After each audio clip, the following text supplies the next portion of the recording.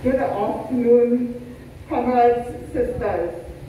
It's a pleasure this afternoon to stand here before you and to welcome you to the Jtum'S Women first Symposium. I just want to start by recognizing the vision of the Leadership Council of Jtum'S for deciding to aggressively fight the ratification of the ILO Conventions 189 and 190 and their recommendations 201 and 206. It is also critical we recognize Jtum'S approach of having us as women trade union leaders take the lead in making these conventions a reality in Trinidad and Tobago. Jtum'S unique and flexible constitution enables us to come together here today to build a strong and formidable fighting machine of women leaders.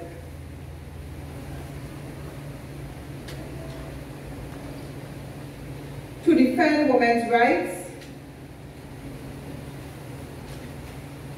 Article 9K of the Constitution of Jtum'S empowers the Leadership Council to establish any special committee or working groups deemed to be relevant for the work of Jtum'S.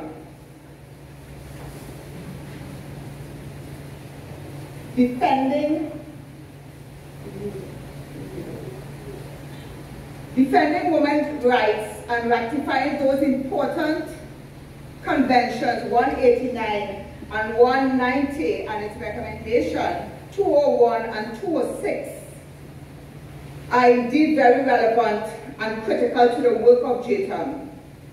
Jtum'S recognizes that trade unions have a key role to play in challenging the status quo of gender roles in the workplace and promoting gender equality in the world of work.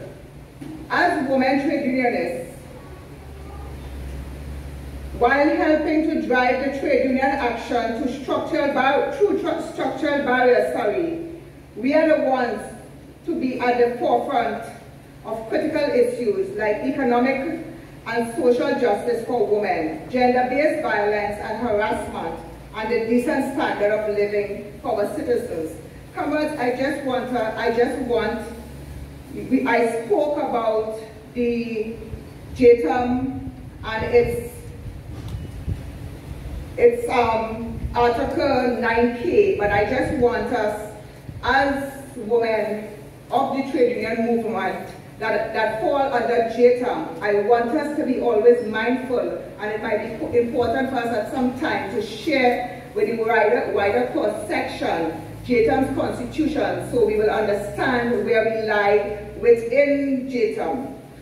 We, and this is Jtum'S now, and we fall under Jtum'S as female leaders of Jtum'S. We, the trade union representatives, here presently firmly commit ourselves to a united Trinidad and Tobago, free from economic exploitation, corruption, and political nepotism. We subscribe to the Gajadhar trade union tradition, which forms the basis for our approach in advancing the interests of the working class of Trinidad and Tobago. We believe that the history of our country is the history of the mass movement, which has shaped the social and cultural identity of Trinidad and Tobago and has won important political gains. We believe in true trade union unity, and as such the aim and objectives of the joint trade union movement should be driven by the desire for a common and unified platform on national issues that impacts the working class. The joint trade union movement shall strive to be an organization representative of overarching umbrella bodies of organizations of two existing trade union federations, and they spoke about the two particular existing trade union federations and other worker organizations that shares common interests as outlined. Comrades, that is something, and the principal statements, we have to be mindful of that as we go forward. We believe that the struggle of labor requires the active practice of solidarity at a national, regional, and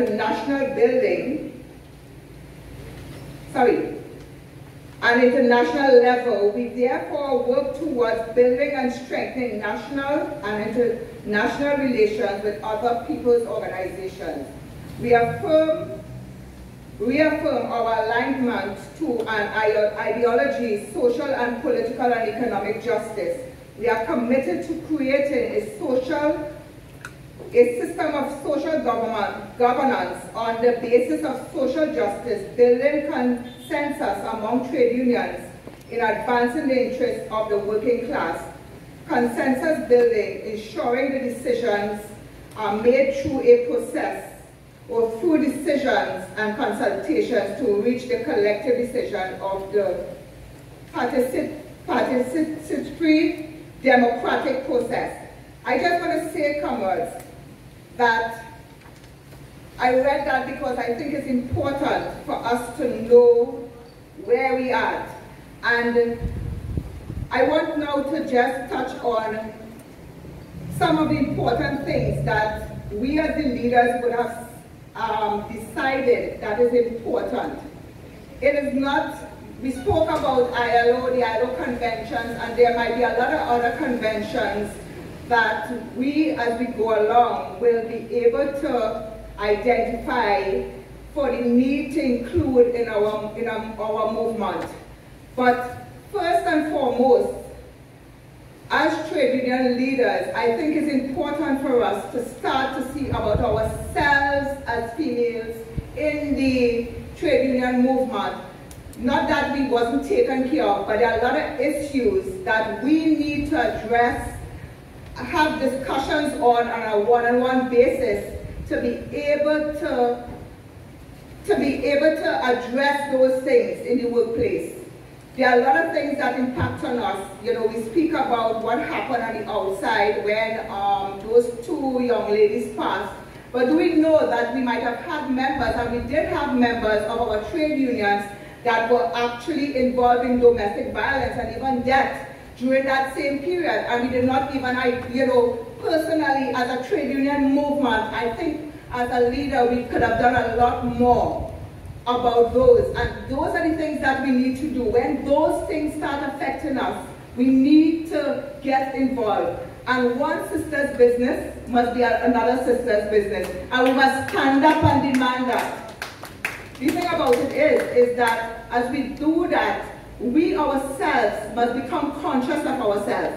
And that is why in discussing, I told the sisters, I remember telling the sisters at one of the meetings, one of the things I would like to do, because I would like to put my hair. So, what about us teaching, telling our young people or enlightening them how to dress? How do we dress to go to a meeting? How do we, our grooming process? Or how do we, when we go to a meeting, how do we address the meeting and those things? Those things are important for our development. Even our social and our physical, mental, and spiritual, we need to connect as sisters. We need to connect as sisters before we even go out to our wider membership to be able to reach out to them. Because a lot of times, when a sister comes to us sometimes, or even a brother, we don't connect the way we should, because I am the businessman, I have my thing to do, I have the boss work to do, But we need to start listening to people with empathy and be able to not take it to, and we must be able to manage the way how we deal with issues on the shop floor. And when I say manage, also as females, sometimes we have so many things happening that we don't know how to, or we're not able to properly manage, so we get overwhelmed, we get tired, and we get weary, and sometimes we don't want to hear again. But we must be able to say, hey, I'm tired now, I need to take a rest. Or how do we manage? How do we manage as sisters who have the meetings till 10, but before we leave to go to the meeting, we have the household to see about, We have, and even before even the household, we have to see about the food, maybe even providing money for the food, see about the children, and maybe see about a parent, our siblings, our elder siblings in the household, maybe some extended family in the household. And then we go into the meeting, but we go to the meeting after all those things. And when we go to the meeting after all those things, are we really able to focus on the issues we're dealing with, clear what they call our black box, clear our minds enough to deal with that in a rational way and really do justice to what is before us, or are we while we're at the table studying if the child, I wonder if the child reached the school. I wonder if I close the door, boy. I wonder if I turn off the stove. You know, but it's real. It's real. Those things are real. But we must be able to deal with those things. I, as one person, not perfect, but if we come together and share our experiences and what one sister might have experienced over the other, how Sister Debik might have been able, when she was arrested, to deal with that as as somebody in the trade union movement, but also as a mother and a partner to somebody at home. How was she able to deal with that? Because of course, you understudy, I get locked up, boy. What my children will say, and those are things that comrades. I don't want to scare nobody, but the thing is that we as women have to deal with those things. But one of the things we also have to deal with is come out of the fact that the trade union movement is only about settling for the money we put in our pockets. It is more than that. We have more to deal with. And if we deal with the other issues, that thing about putting money in our pocket will be more easily identified. Because just as the president of the court spoke about putting value to what the domestic workers do, we as women do the same thing. And for a long time now, they have been, in all different international levels, they have been talking about putting value to what we as housewives do. And nobody can put a true value. Remember, Boys to Men had a song, Mother, Do we ever put value to that? And we are somebody's children, and I never really started, I did some of it, but really to be conscious what my mother did for me is only after she passed and missed all the things she used to do, I know. You understand? And these are the things, we are also somebody's daughter, right? And so we need to start to recognize those things and train our children to do the same thing. Comrades, you all will find me not speaking about the conventions. The conventions are there, we'll debate that and do all kind of thing about that at some other time. But I am here this afternoon to ensure that you as sisters that are here take back the message that we want to build a movement of women that will be able, just as the 7 comrades at a certain level in the union, we want to be able to leave behind more females at the top and to even strive to be, when we see those 3 joint trade union leaders on the platform, we must strive to be one of them. Not to be a picture or a space in a picture, comrades. We must want to be elected by our membership to be part of them, right? And it's not to take away anything from them. They do a great job, but we must strive when we want to replace them to do even better than they have done. And the sisters, and I call them mothers because they are senior to us, that Comrade Roger would have mentioned, they would have not been, save and apart for Sister Daisy Creek, who actually, she was not a member, Comrade PG said so, she was not a member of any branch. She was not a paid member working in the industry, and she became the leader of that branch. So the thing about it is, there's a level that we have to reach consciously inside of us. Are we really prepared to be trade unionists and to walk the road and to be able to impart what we know to each other, not just female, each worker on the shop floor? We must be able to do that and not join the branch committee because we have a grievance or we want some, we want a position. That is not what it is about. It is about us forging a proper foundation that when we leave the leadership at any level, we would be remembered not by our names, but for what we would have done to build the trade union movement, sisters. It is important for us to do that. I want us, today is just the start of a process that we need to continue. We are going to move some resolutions and have an open floor.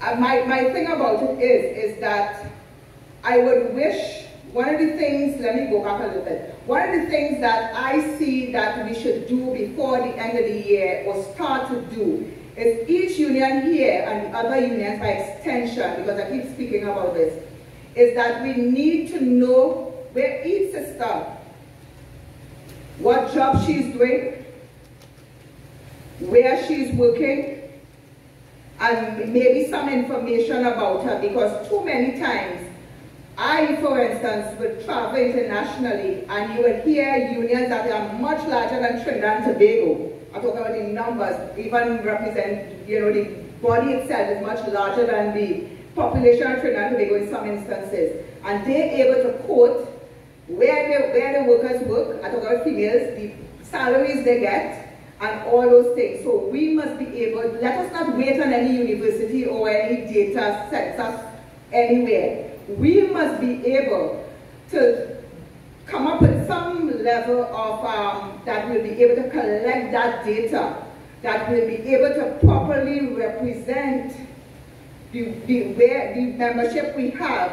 So we can look at a sheet and say, hey, we have these amount of nurses in this sector particularly handling this. What do they need? We have these workers in the food industry. What do they need as females? Not just going to the, we sending things to the bargaining table. The maternity, well, paternity doesn't really relate to us. It helps us at home a bit for those of us that need help. But maternity benefit, what else do we have as females that really represent us as females in a collective agreement? What do we have? And these are the things, comrades, that we need to really get involved in. I want us to create a think tank among ourselves. Write down your notes, and if you can't say it today or you're ashamed to say it today because the time is limited, write it down, get it to us. Let us know what's impacting on you as an individual on the shop floor that will be able at the end of the day to come, because for Labor Day last year, Cipriani had a webinar and I was on it, and after all of us finished speaking, a young lady called in and she spoke about sexual harassment, right? How do we address that? Are we afraid to talk about it? How, and how do we, but we must develop communication among ourselves and the confidence among ourselves that when we speak to each other will be confidential, and the way we deal with it. Let us not pull down, I will leave you all with the fact that let us not pull down our leaders, right? Because we must all strive to be there. Let us not pull down, because too many times when we have females there, we see them as well, they're there, so they have to do everything. Let us help each other, sisters. It's about helping each other. Let us build, let us not pull down. Because it's the same thing when we were speaking. The thought come up about how we were going to select the leadership. And I right away recollected the history of how Jtum'S was formed. And I, for one, said, you know what, we're too young to have an election. Because if we're talking about equality and we're talking about how we survive as a group, we're too young to have an election. Let us, among ourselves, select whoever, and it was by accident because maybe I was talking too much in the room, that I was selected to chair. But the thing about it is that let us select some bodies among ourselves that will be able, to have them there to represent us. Instead of saying, I want to nominate this one and we want to elect this one. There's a time and a place for that, but I think now, Comrades, we need to develop a unity and a bond among ourselves that nobody can break. Nobody. And I don't say, and I don't want us to believe that we don't need the men. We need them. And I want to publicly thank my General Secretary for being in charge of the sound system today. Comrade Ozzy helped, you know, and I think, and Comrade Anthony Batiste. And for once, you know, instead of us getting up and running around to do things for them, today I had them doing stuff for us, and I want to publicly thank them for that. So the thing, Comrades, I want us to, as we go into this session, let us have open minds and open hearts. Let us look to build each other and build this women's movement, and be mindful that we are very grateful that Jtum took this opportunity to have us fall under them as a group that eventually I think could do wonders and merge to be even leaders among those leaders in the those senior executive union, you know, those unions. And I come as I see this going, even maybe one day we could have a Kasavo, even not just among Jtum women. Just as, you know, the Comrades would call other unions together for a national Kasavo. It would be great one day if we might need more space than them, because normally sometimes they have it here.